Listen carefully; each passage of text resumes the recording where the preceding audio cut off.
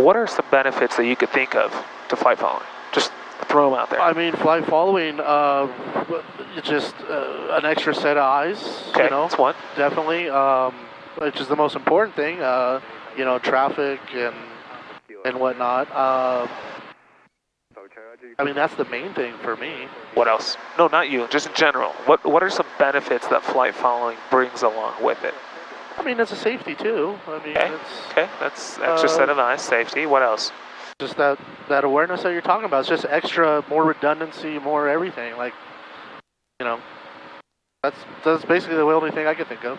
How about what we talked about coming out, where Charlies and Deltas no longer exist? Oh yeah, that's right. You can fly through airspace, right? Yep. That's a huge one, right? It's not a safety thing as much as it's a convenience thing, the airspace, right? No, it's a huge one. You know, especially at night, right? Giving you a heads up of terrain, or they look at your altitude, they get an altitude alert. Yep. Like you said, extra set of eyes. Now we're flying through MOAs and things like that, right? Guess who are the people who know whether or not they're active or not active? Right? Flight following. It's very, very helpful. Right. Now, yes, we have a way to see which MOAs are active and which are not in the whole thing, because with ForeFlight you can see all that. By the way, that's the 20. What's that looking like? That's not good. We got to be restricted, right? Yep. Could we fly through it if we get clearance? Yes. Let's give that a shot and see what it looks like. Okay. So how do you pick up flight following right now? LA Center, 0747 Sierra Delta request. Cool. Go ahead and pick up flight following. And do you know the number of that restricted? I believe it. That's a 2501. I don't know. Let's find out. Yeah. So go ahead and pick up flight following, and I'll get you the number of the restricted, and we'll see if we are able to fly through it at 10,500, so we don't have to alter our course. Okay. Great. It's 2501 Delta. 2501 Delta. LA Center, Sierra 747 Sierra Delta request. 747 Sierra Delta, LA Center, go ahead.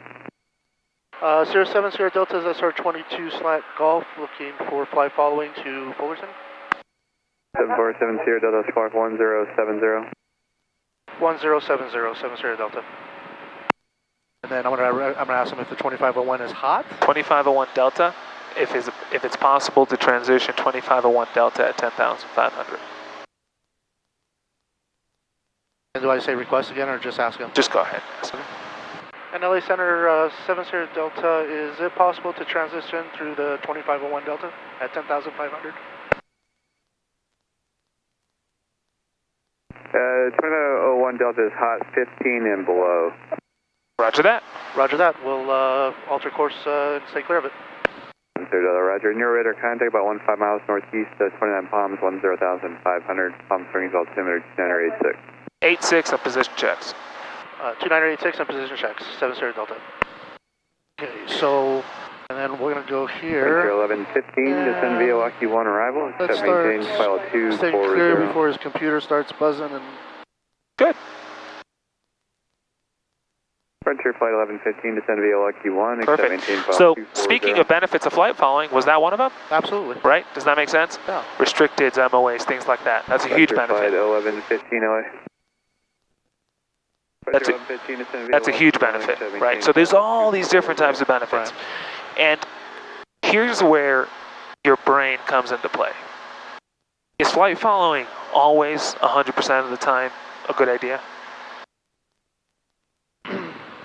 Or could sometimes it work against you and serve as a distraction? It can work against you. So from what I have learned in talking to other people, if you're jumping airport to airport in a smaller confined area, sometimes flight following isn't always the best because it might actually make it too much work in such a short period of time, where if you're clear of all airspaces and whatnot, then you have less pressure of the flight following. Good, there's less workload, I could take on the workload of communicating with ATC. Right. I love how you put that. Does that make sense to you? Yeah, absolutely. A pilot who shows up and says, flight following 100% of the time, always, no matter what, is safer than no flight following, is a pilot who doesn't understand that sometimes too much workload, and believe me, talking with ATC could be workload, right, especially in a busy area, can work against you. Right. Does that make sense to you? Right. And that's how I want you to think of flight following. I don't want you to think of it as good, and I don't want you to think of it as bad. I want you to think of it as flight following. Sometimes it's a tool that I use and it helps me. Other times it's a tool that might work against me, and so I choose to not use it. Does that make sense to you? Sure. And both are right. Right. And it takes your brain to figure that out. That's where the pilot comes into the picture. We're not robots. A robot shows up and says, I go flying, flight following. Right. We're not robots, we're humans. There's only so much we can handle at any given moment. And some people can handle more than others. Make sense? So I want you to think of flight following as nothing more and nothing less than a tool. A tool, yeah. Do we whip out all our tools all the time? No. Right. When I change a tire on my car, I use that tool. Right. When I change the compressor, the air conditioning, I use a different tool. Right. Does that mean that one tool is better than the other? No. Right. That's what flight following is. Does that make sense to you? Yeah. That's how I want you to think of flight following.